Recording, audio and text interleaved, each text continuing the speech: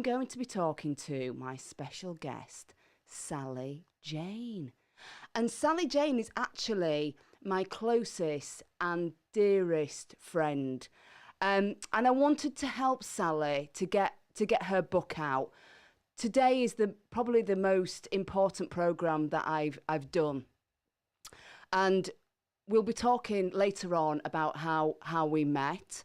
So, hello, Sally. Hello, Narelle. What an introduction. Thank you. You're welcome. And as always, in the studio, pressing all the buttons, is my producer and owner of Smile Radio, Richard Harrison. Hello, Richard. Good morning and welcome. How are we all?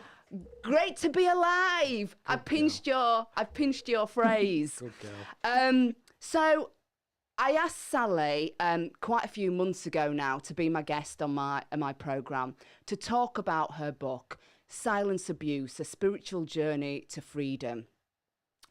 Now, I do know today we have to be very cautious about how we speak about this book because Sally has received online bullying and a threatening email. So, first of all, well done, Sally, for still going ahead and doing this program because that takes some guts. You're brave, and I'm so proud of you. You know, I know as a friend that the abuse is still continuing, unfortunately, even after 3 years of you leaving that relationship. Um, but first of all, I want my listeners to get to know you as a person, and I know that the book is about a spiritual journey to freedom, and I want to talk about how you got connected to your faith, Sally. Well, I guess you could say that my faith has no title. I don't affiliate with any particular religion as such. I feel that faith is what we feel, not what we read.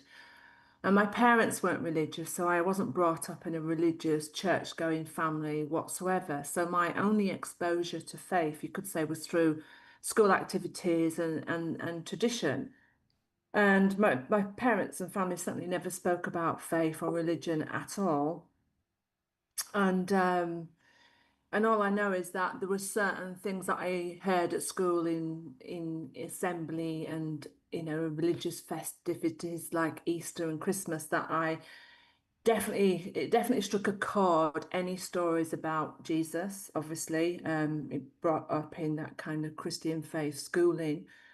And and I had a very violent, volatile childhood. So I found from a very young age, from as young as 6, that I was using what I knew about that figure that called Jesus.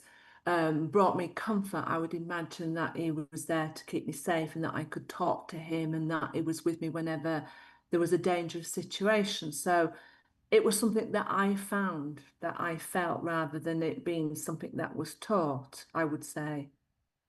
I also think, just listening to you now, and obviously I've read the book and I know you very well. Um, it was an escapism, wasn't it, for you with what was going on with your family? Yeah, I mean, I think at the time, it is an escapism. And I think as I grew up and grew older, I think I just saw it as an escapism. But I think now in more mature years, Mhm. I see it as less of an escapism, but more of a reality. But that's obviously a completely different debate whatsoever, Yeah. reality versus escapism. But yeah, that's a different topic completely, I guess. Yeah. Um, but also, you grew up in a difficult situation. You were never really close to your parents or your siblings. You were never encouraged, were you, as a child? No, I mean my family, if you were to tag it, would be highly dysfunctional. My mum suffered from mental health. She was also an alcoholic. My dad was very absent. We were very much left to our own devices, very, very neglected as children. And it was also very violent. You know, when my mum drank and mixed drink with medication, she was a very, very violent person. So as a child, there was a lot of hiding Mm-hmm. away and trying not to be seen. And I think, you know, because of the generation thing and culture thing, we were always brought up to believe as young girls that the most we could aspire to would be to become mothers and wives, not necessarily in that order, of course. Mm-hmm. But you know, and that's what, and if we were lucky, we could have a career, but we were taught that if we were lucky, maybe we could become a secretary or we maybe could become a nurse, Mm-hmm. which are both obviously very worthy careers, but even then it was a questionable whether or not us as children were educated enough even to achieve that as a career. So motherhood, marriage was what was on the cards for us. So when I fell in love as a child, I really loved reading, I loved stories, I loved escaping into books. And so radio and television, films, dramas were another form of escapism for me. So quite young, I was this child who said, "Oh, when I grow up, I want to do that as a job," meaning television, not really understanding all of the roles. But I Mm-hmm. knew that I wanted to be some form of storyteller, whether or not it was in books or television. But my dad was the kind of dad who said, "Oh, people like us," meaning working class, "don't do jobs like that." And that was generally the upbringing that I had. And you didn't speak, you weren't encouraged to, as they say, wash your dirty laundry in public. Mm-hmm. So any abuse that went on within the house, we never spoke about it. It was just seen as normal. And also, and for my listeners, because I don't know whether people can tell. I mean, people say that they can tell with my accent, but you're from Yorkshire. You were born and bred in Yorkshire, and I also think that that was. How not the abuse or the violence, but the kind of narrow-minded of what women needed to do and what jobs we weren't encouraged, and I mean a typical Yorkshire family, if you said to you know, back then, I want to work in television, they just wouldn't.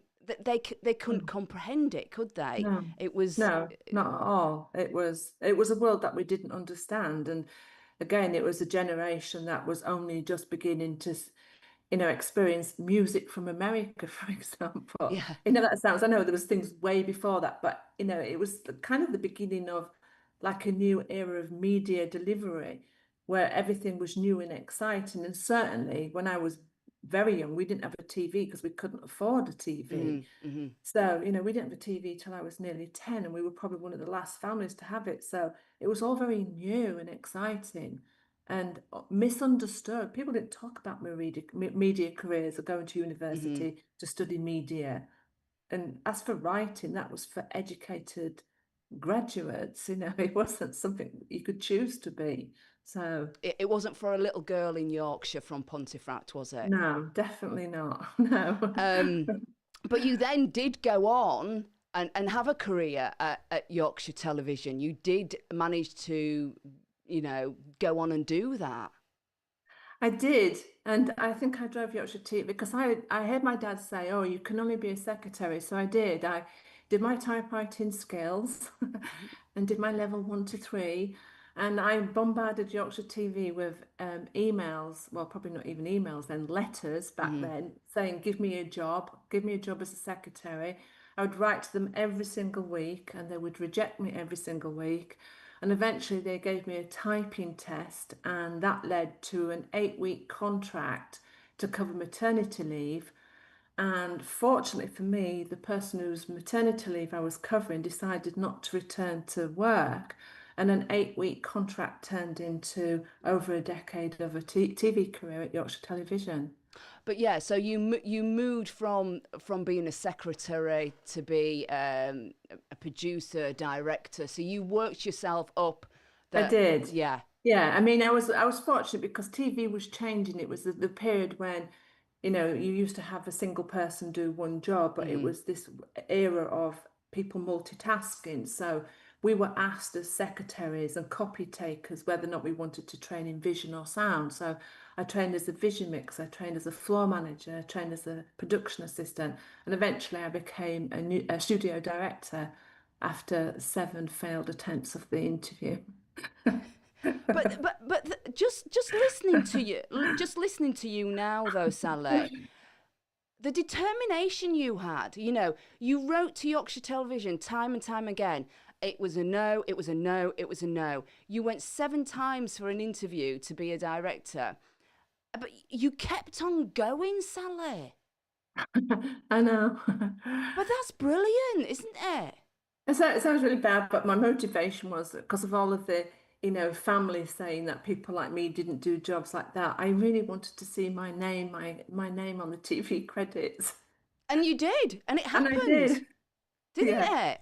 Yeah. I mean, I know that's a really bad motivation, but in your 20s, that was a good enough Yeah, no, motivation. that is good enough motivation to say to your family when you're watching, look, that's my name scrolling up the TV.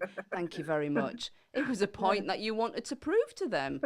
But also, you had your love of television, you had your love of writing and theatre as well.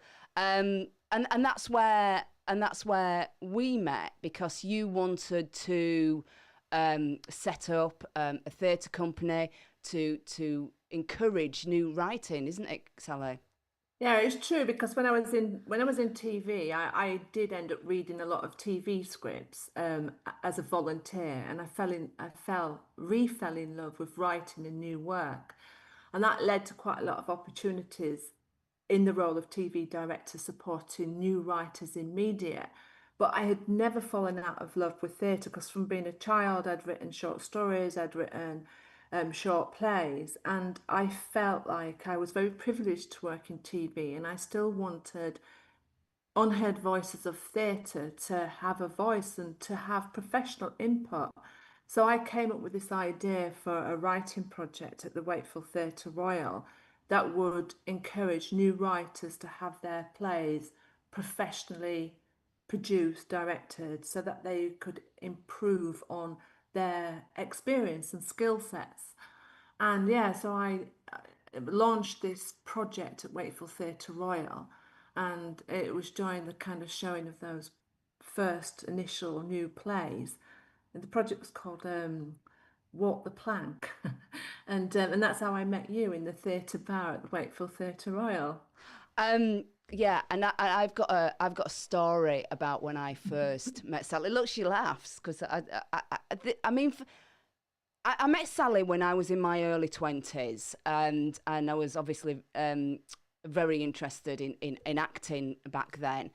And when I met Sally, I was convinced I knew her. I'd met her before. Now, I have never had that feeling since. I didn't have that feeling before, and I've never had it after.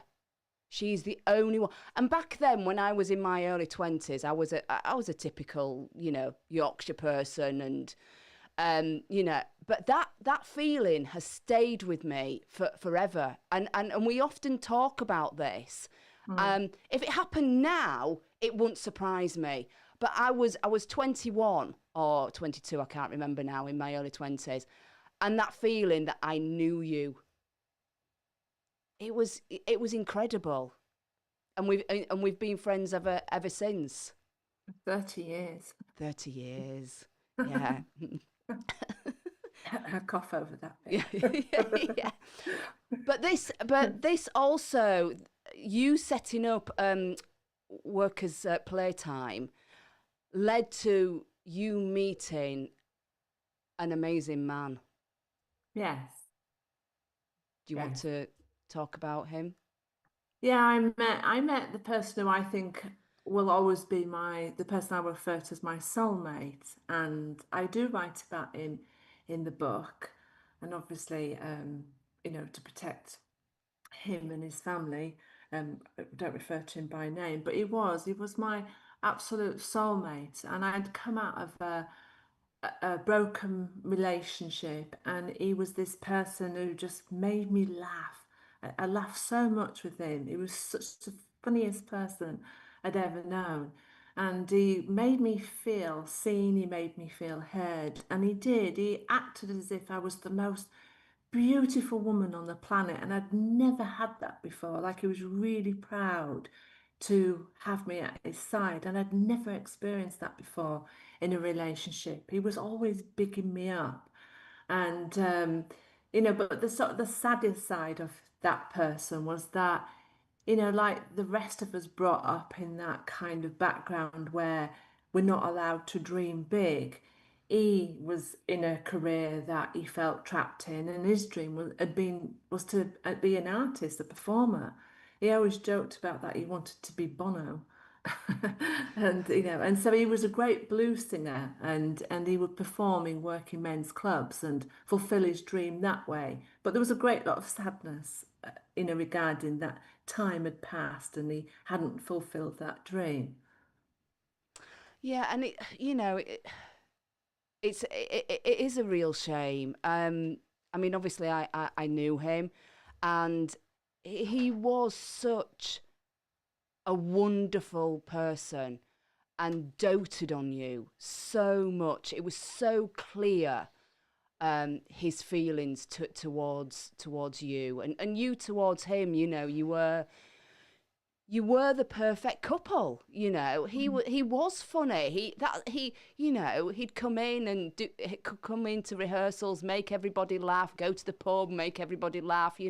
He was a person that you wanted to be around him. Yeah, Back then I didn't realize, but his energy, you wanted to be in that room with him. yeah, And he did absolutely um adore you, and it is a shame that his dreams didn't come true. yeah. No, it is. I mean, he died at the age of 45, but he did manage to do a film and appear on a major TV show before that happened. So he did fulfill part of that dream, yes. Yeah.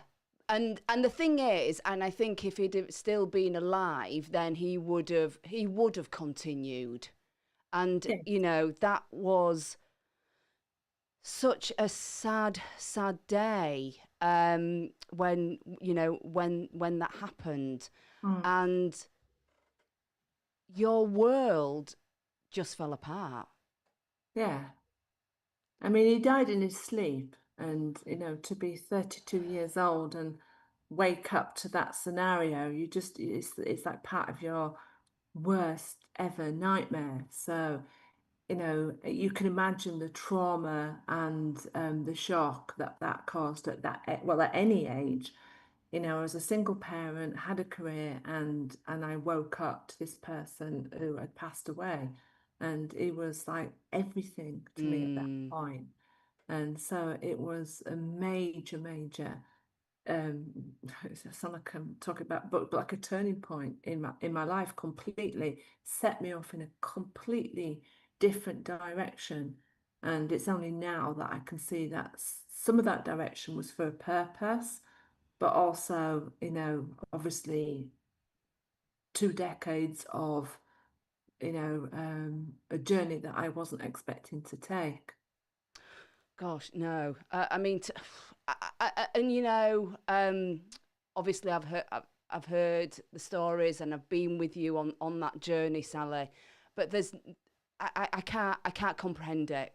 I can't imagine waking up at the age of 32 to the love of my life, and he's dead in No. in bed with me. I can't Mm. I can't imagine that. There's no words. and No. and your life did take a massive turn, and your world fell apart. Now I know in some years to come you actually wrote a song. You were going to write a musical based on him, and I know that you've wrote a song, um a tribute to him. So can you just tell me what the song is and why it came about, and then Richard will play it for us. Yeah, well, obviously years later, still writing and still exploring how I wanted to write, what I wanted to write, I got into a collaboration with an old theatre friend of mine who was involved in that initial theatre project called Marcus. Mm-hmm.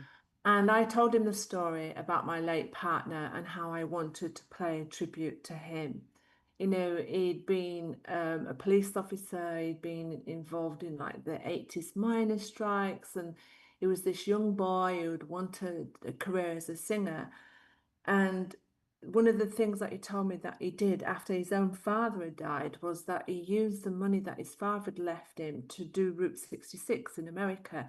He had this big thing about an American movie, which I can't remember the name of it, but two guys, I think Hopper's in the film, and they go on this motorbike ride across the Route 66. But living in Spain, I'm near the kind of spaghetti western area, and we have a desert here. And there's a Route 66 diner, and it's where all the kind of old fanatics go for ribs and steak and beer and whatever. And I decided that if I was going to write a story, I was going to do a twist on his love of the blues and make him a Western singer and set it on Route 66, Spain, Almeria, rather than America. Mm-hmm. And so the kind of opening song to the show, if you like, you know, if it had been a full musical, was a song that called I'd Rather Die Than Live in a Lie. Brilliant. Can you play that song, Richard? Yep. So coming up, this is what do you want to? What's the title of the song? It's called I'd Rather Die Than Keep on Living a Lie. Right, we'll be right back after this. My heart, it felt like solid lead. My heart, it felt like solid lead when I heard the news my old man was dead. Nothing could ever feel the same again.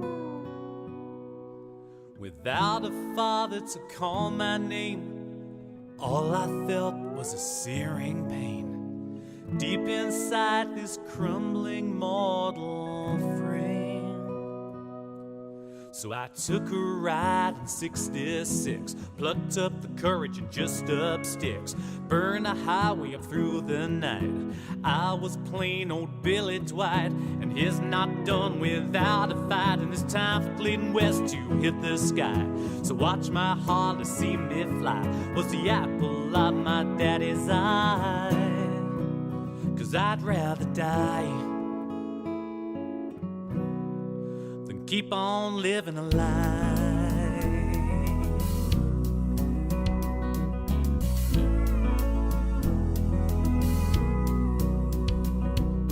Grief and sorrow on my dread, with endless questions in my head, feeling trapped by life's old little game. I found escape through booze and pills, creating dreams on distant hills. My old man's money helped me hide my shame. So I took a ride in 66, plucked up the courage and just up sticks, burned a highway up through the night. I was plain old Billy Dwight, and he's not done without a fight. It's time to lead west to hit the sky. So watch my Harley see me fly, was the apple of my daddy's eye. 'Cause I'd rather die than keep on living a life. So on my Harley I had to ride, no friends or companions at my side, till neon lights and songs call out to me. The dingy bar full of smoke and sweat, the talented vet sang a country set, his broken body set free by melody. So I took a ride in 66, plucked up the courage and just up sticks, burned a highway up through the night. I was plain old Billy Dwight, and he's not done without a fight, and it's time to lead west to hit the sky. So watch my Harley see me fly, was the apple of my daddy's eye. 'Cause I'd rather die than keep on living a lie.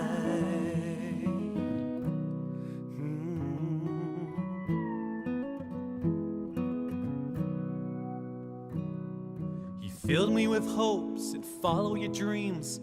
I knew at last I could just be free. You poured the bourbon straight and neat, and got me up on my own 2 feet and said, Clayton West, it's time for you to be. You said, Clayton West, it's time for you to be.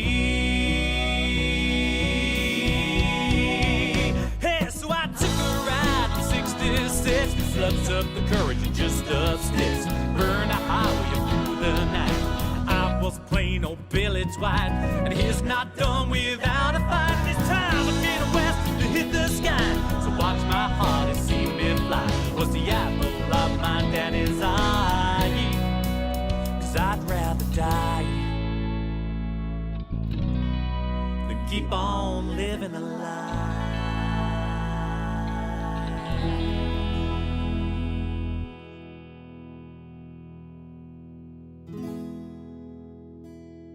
Narelle Summers is by your side.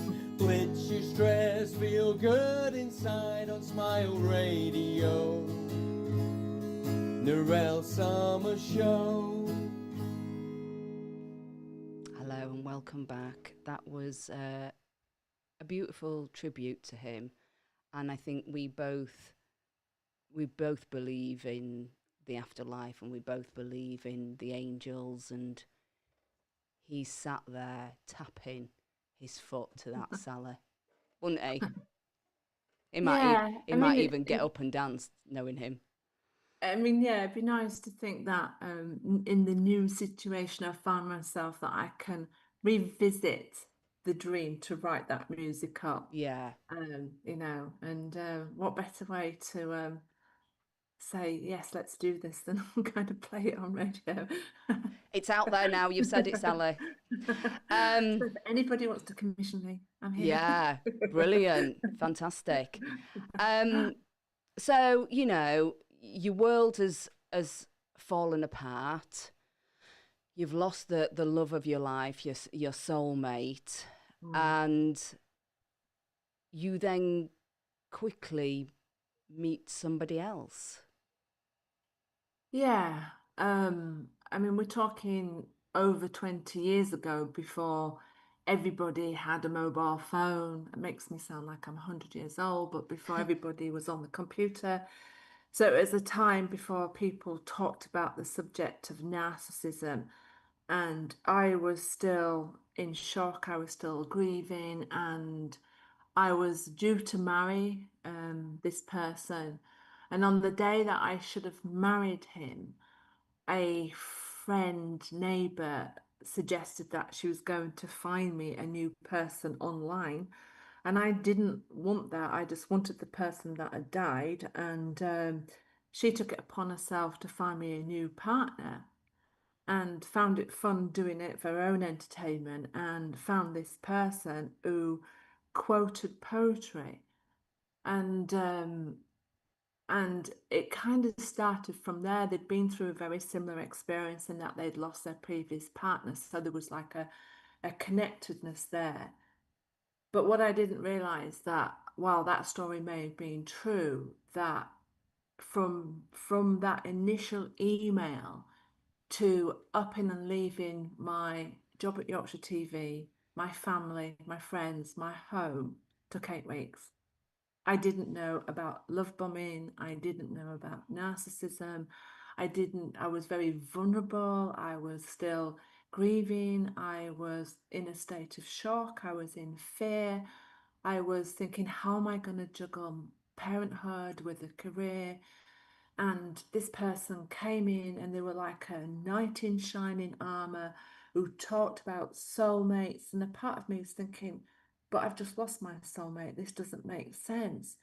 But the vulnerability was so big and raw that quite quickly they were able to maneuver in and make me feel that I was not going to survive, that I could not navigate life, the journey, without this person in my life.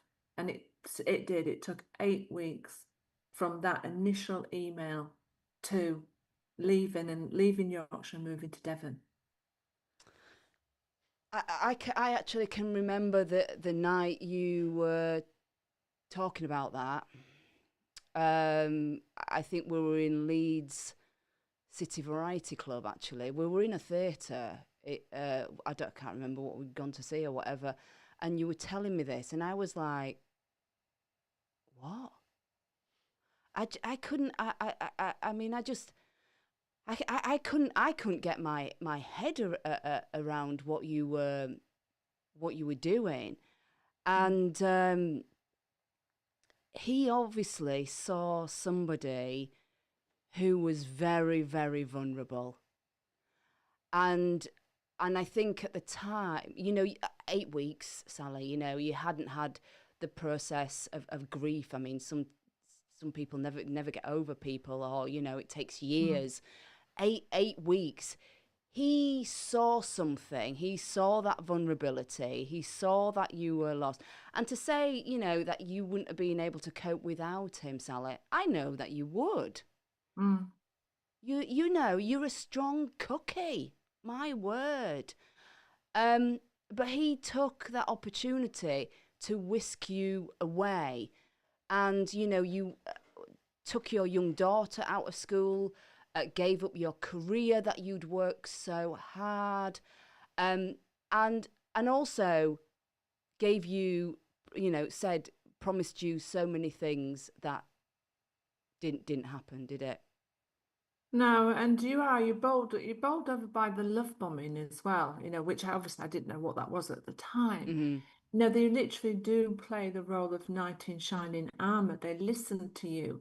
But what you don't realize is that you feel like you're being heard, but what you don't realize is that you're giving them ammunition, and that you're giving them an in-depth insight into your soul, into your being, and that what they're doing is actually manipulating you and playing on your fears. So they play on your fears by presenting it as understanding, but actually they're cultivating you to highlighting those fears, so that you end up believing that you cannot cope or exist without the support of this person. And it is so covert, it's so clever, it's so well designed that you just don't know. And it took me and basically it's why I call the book Silent Abuse. It took me 20 years to realize there's been abuse. So how can you be hurt if you, or be in this position of writing a book if you didn't even know that you were being abused in the first place? But that's how clever it is. And and they do strike where there's a vulnerability. And also, reading your book, Sally. I mean, obviously, I never witnessed this, because obviously, he wouldn't do it in front of other people. But when I was reading your book, I'm gonna get upset, Sally. No, because I think, we should be treated with respect and love. And another thing that he did to you was he would make comments about other people, but those nasty comments about other people in public or whatever. Those comments were actually about you. Yeah, I used to play this game that he called third person referral game. And he said he used it in his career as in sales, whereby, if he said to somebody, a story about a subject, that they would realize that he was actually referring to them. So he told me the twist, if you like. And then for 20 years, every single day, he would be constantly saying, look at this, and always women, always referencing women, never men. Look at the state of her, or she's uneducated, she's overweight, she's this, she's that. Always, always derogatory terms. That they would always be women with very similar features to my own, like a plus size, blonde, whatever, whatever. And if they were speaking, he would make references to their accents, their lack of education. And it was so subtle. And in the beginning, if you ever said, do you mean me? Then they would do that typical narcissistic trait of saying, or you're too sensitive, or you don't have a sense of humor. So then constantly you're just thinking, oh, well, maybe I need to lighten up, and maybe it's because I'm damaged in some way, and I need to, I did have a partner that died, and I did have a terrible childhood. So maybe I'm so broken, I just don't know what normal relationships look like. And that was pretty much the premise I told myself for 20 years, that it was me that needed to fix me while he continued to do this. And as the time passed, these things, these comments would get worse and worse and worse, and comparisons to his previous partners as well. So, if you commented, you could say, oh, you're just jealous. But it was all part of that manipulation and control. So it got to the stage where it belittled me so much that it would make me feel like, he put me down, and then, but I love you. That was like the reward at the end of the sentence, but I love you. So it was like saying that you've got all of these terrible faults and all of these awful things about you, but hey, I love you. Aren't you lucky? So you stay with me, because nobody else is going to offer you that. And that is probably, you know, a very mild description of what it's like to be in a narcissistic relationship. And even when you say it, you think to yourself, yeah, but does that sound serious enough to be even talking about this subject? Because that's how clever it is. They just make you doubt things. They make you think it's normal and that it's you that's got the problem. And even 3 years on, I still have little doubts about, so as soon as there's online bullying, as soon as there's negative comments, I think, oh gosh, maybe I'm wrong, maybe. But then something else will happen that says, no, keep going. And it is the voices of the women, the other women, who come forward and say, thank you for writing this book, because you are saying what we cannot say. You are saying the things that we've not been able to say.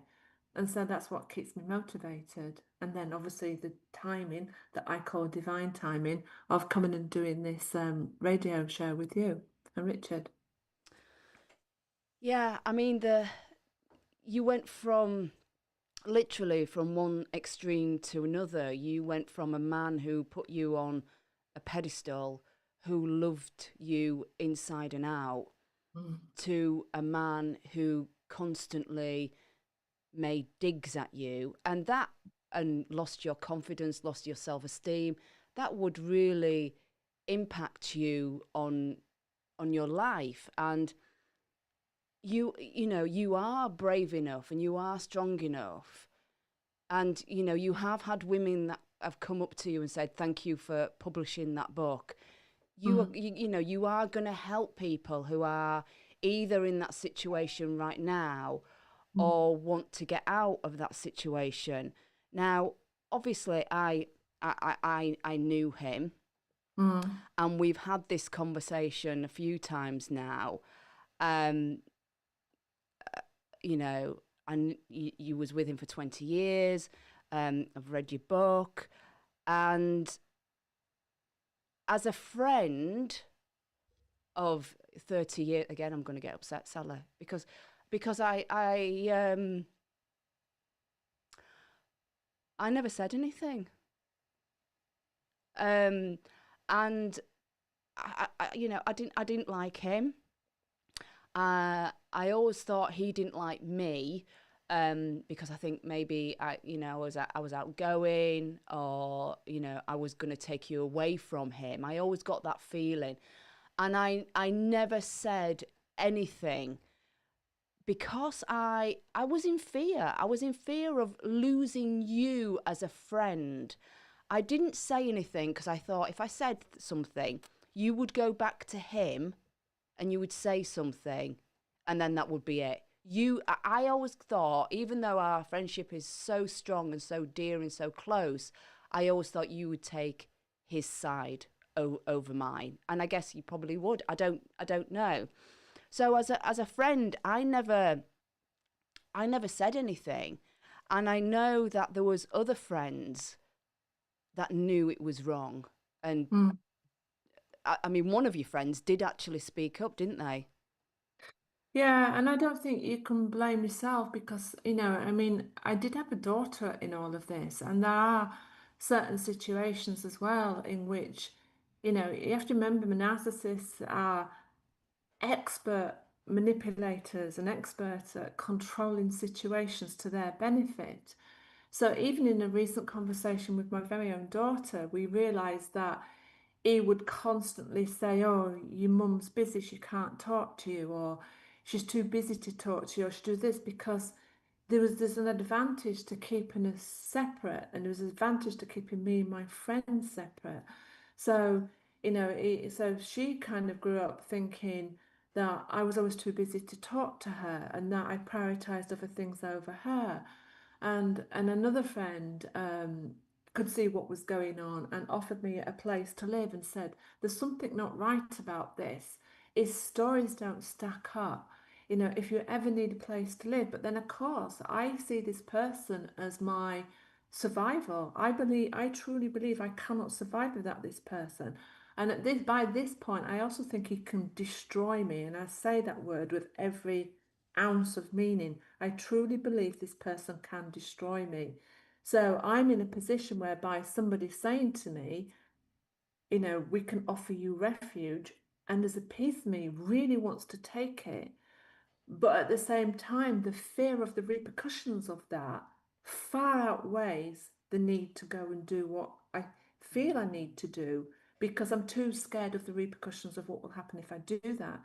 And in another scenario with another friend, when she was in need and spent a lot of time with me, I think there's a fear in the abuser to think, what happens if the outside person can see what's going on here? So they have to come up with a plan.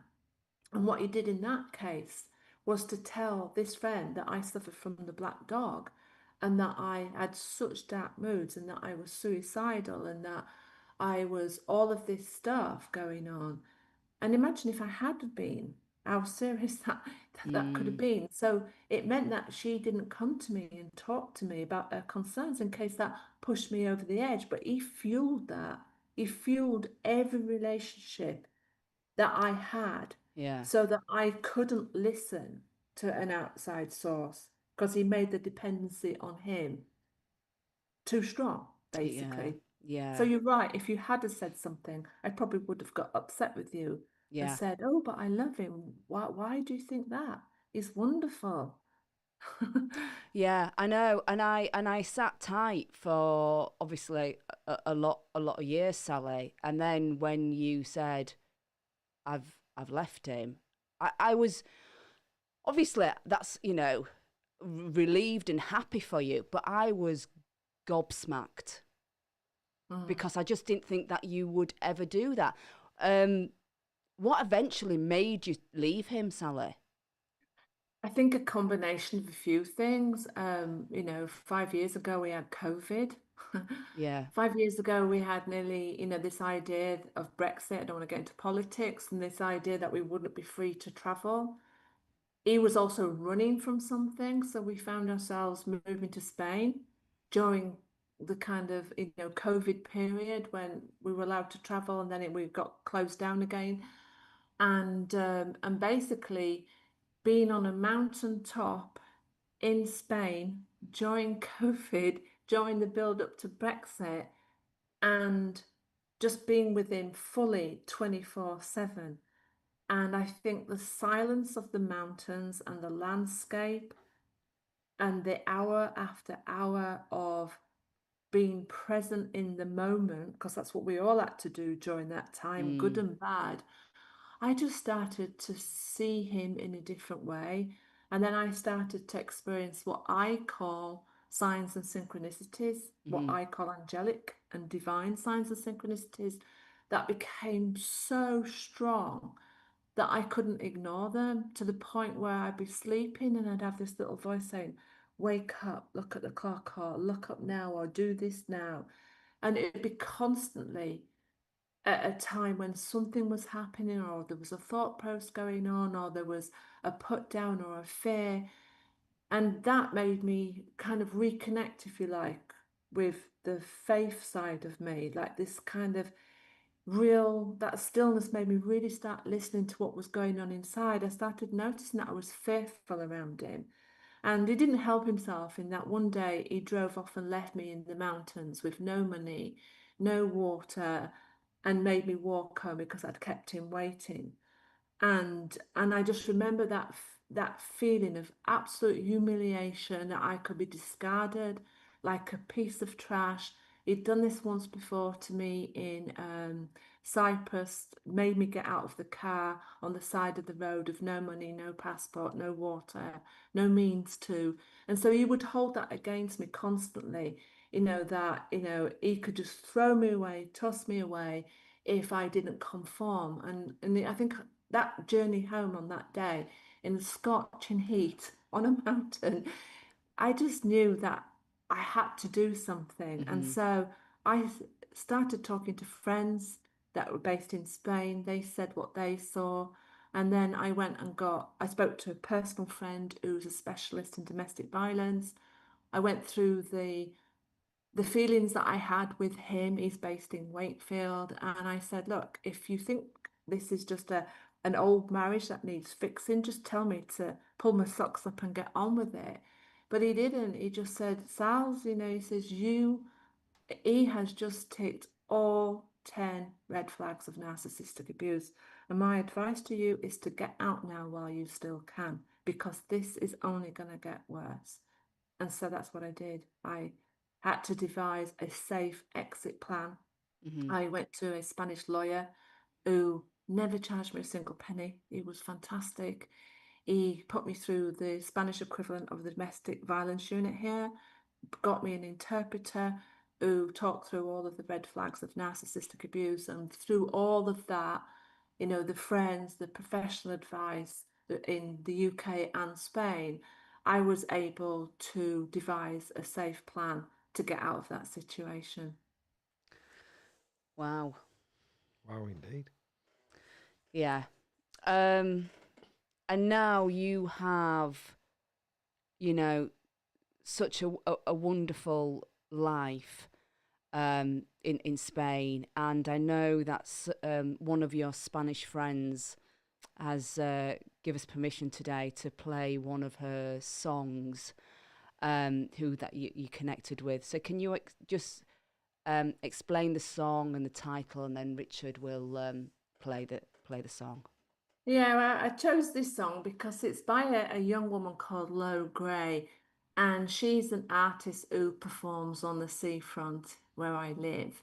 And she's in her 20s. She really knows herself. She's individual. She won't conform to what the tourist sees and wants from her. If they think her music is too heavy or too serious, she's always true to her art. And I think she reminds me like the female version of my late partner. She's still working towards the dream to be a professional performing artist, and she's an independent woman who's not conforming to the belief systems I grew up with.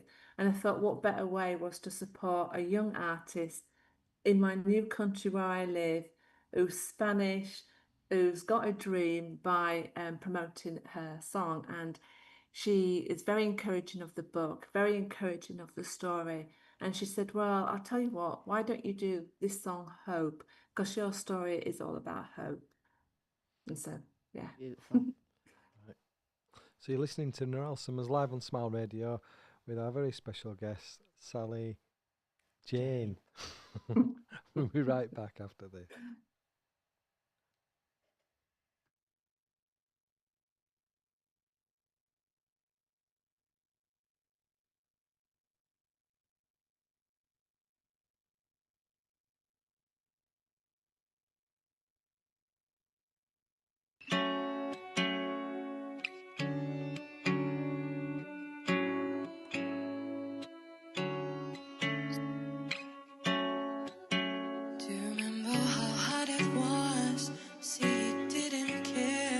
After everything we went through, you have to run away to go somewhere, and you make me feel so many.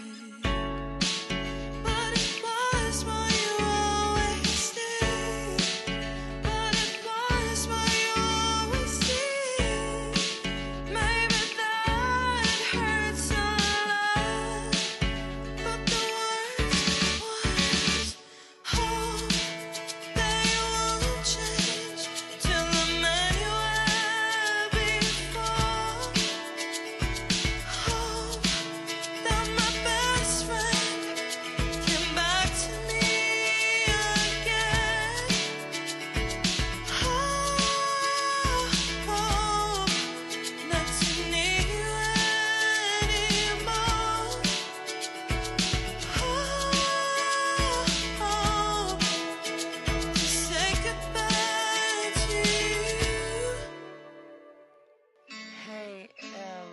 It's been a long time. I made a song about you, and I want you to hear it. I met people the same as you, and it hurts me to say, but none of you deserve me. But how can I blame you for this if you really gave music back to me? But it was what you always did. But it was what you always did. Maybe that hurts a lot, but the worst was hope that you won't change to the man you were before. Hope that my best friend came back to me again. Hope not to need you anymore. Hope to say goodbye to you.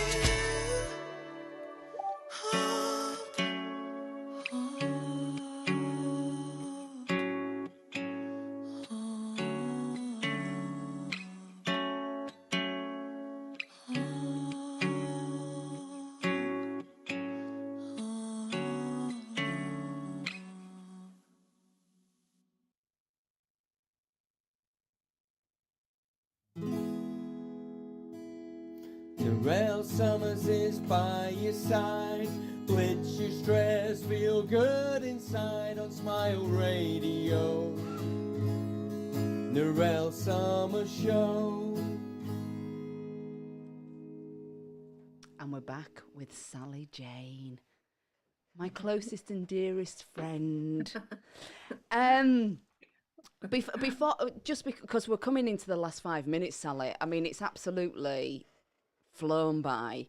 And then, before we get to talk about where people can buy the books and your socials and things, I know that you wanted to talk about this, using the word too freely before we get on to that. So do you want to go through that? Yeah, I mean, now because of social media and, every aspect of all the different platforms, I hear the word narcissist so many times, and people refer to their partners as being they're such a narcissist, and etc., etc. And part of what I say in the book is that we have to stop using and generalizing these serious tags in everyday life, because it takes away the emphasis of what it truly means, and that applies to all tags that we give to people. And I'm really quite passionate about that, because I hear people say it nearly every single day. They refer to the description of somebody, and yes, of course, I think we all have some narcissistic traits. And if somebody is easy at falling in love, and they're an old romantic, it doesn't necessarily mean that they're love bombing you. So we can all have things that maybe replicate those red flags, but it does not make a narcissist. And so I think we have to stop using that word freely, because it takes away the seriousness of the offence when somebody does decide to talk about it. It belittles what they're saying if we're just generalising it. Desensitises the subject. Yeah, absolutely. Waters it down. Yes. Basically. So in the last 5 minutes, where can people buy the book, and where can people find you online? Okay, well, you can buy the book on Amazon. I know that you're putting a link with this, and you can basically type in the name Sally Jayne and the title of the book, which is Silent Abuse, A Journey to Spiritual Freedom. I've created a tag, which means that whatever country you are in, it will take you to the Amazon of your country, of your region. I think the book is available in all countries through the Amazon link, apart from a very, very small handful of countries. I do have a YouTube channel which is called Sally Jayne 1111, which is an angelic number. And but at the moment, because of the bullying, I did take down my posts, but that will be Once I've relocated, that YouTube channel will be back up and running, and certainly this interview is going to be going out on there very, very soon. And I do have a Instagram account as well of the same name, Sally Jayne 1111.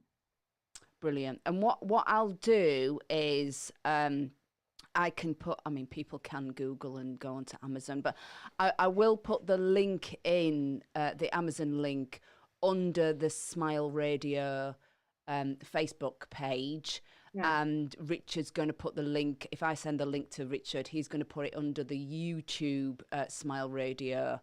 Mhm. And then if anybody wants to contact you, then they can contact you. Or, I mean, people can, you know, send Richard an email. It's richard@smileradio.co. That's great. And then that can be passed on to onto you if people want to reach out. Or her email address is hello@narellesummers.co.uk. If, you know, anybody wants to make any, you know, pass any comments or compliments to you, Sally, or wants to reach out. Maybe people might be in similar situations or might have gone through it and still struggling.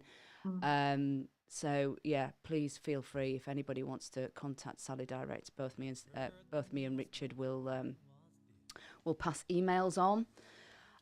So I just want to say again a big thank you, Sally, for coming and doing this show. I know we spoke months ago about it, and then the online abuse came and the emails came, and it would have been so easy for you to say, Narelle, cancel it. And I mean, I would have done, because I respect you, and, you know, I would never have talked you into something that I feel that you don't want to do. You've never said that. Not once. You said, yeah, let's go ahead and do it. So yet again, Sally, you are showing how brave you are, and also showing the women and men that you can get out of that situation and you can rebuild your life. Yeah, no, you can. I mean, I've managed to do it in a country where, you know, the language is, you know, Spanish is not my first language, midlife, with no job, no home, limited funds, and I've still managed to do it. And yes, it's been terrifying, but also I've learned so much about myself in doing that journey. Thank you so much, Sally. And Thank you both. yeah, and if anybody wants to contact me, then that was my email address. I feel honoured that you're my friend. I'm honoured that I've got this platform to help you, because I know that you're still struggling financially, and, you know, you want to get your book out there. And I said, come on and talk about your book. Let's get free advertisement. Let's do it. Thank you. Thank you. And anything that we can do, just, you know, get in touch. So just want to say a massive thank you, Sally, and what a brave and amazing woman you are. So for those who are listening, take strength in this, because there is light at the end of the tunnel. So all I've left to say is thank you so much, Narelle, Sally. Have a safe, have a good weekend. Be good to each other, and we'll see you all again soon. Take care. Don't forget, give us 3 rings when you get in, huh? Take care. Bye bye. Thank you.